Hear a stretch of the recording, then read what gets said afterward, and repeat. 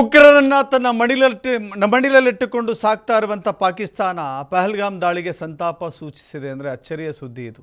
ಪ್ರವಾಸಿಗರ ಸಾವಿಗೆ ನಾವು ಸಂತಾಪ ಸೂಚಿಸ್ತೀವಿ ಅಂತ ಪಾಕಿಸ್ತಾನ ಸರ್ಕಾರ ಹೇಳಿದೆ. ಅದೇ ಉಗ್ರರನ್ನ ಕಾಪಾಡಿಕೊಂಡು ಪೋಷಿಸಿಕೊಂಡು ತರಬೇತಿ ಕೊಟ್ಟುಕೊಂಡು ಉಗ್ರರ ತಾಣವಾಗಿದೆ ಪಾಕಿಸ್ತಾನ. ಬಟ್ ಈ ಘಟನೆಗೆ ಸಂತಾಪ ಅಂತ ಹೇಳಿದೆ.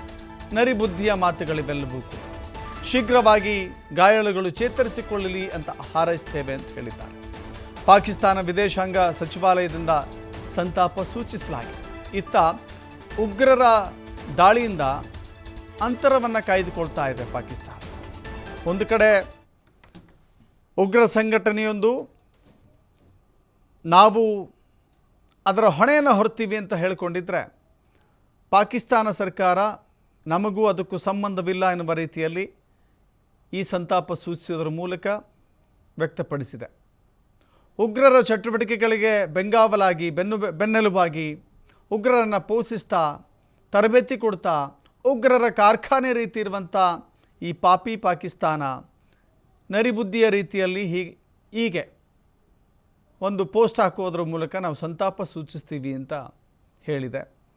ಅಲ್ಲಿಗೆ ಭಾರತದ ವಿರೋಧವನ್ನು ಕಟ್ಟಿಕೊಳ್ಳುವ ನಿಟ್ಟಿನಲ್ಲಿ ನಾವು ದೂರ ಇದ್ದೇವೆ ಅಂತ ಹೇಳುವಂಥ ಪ್ರಯತ್ನ.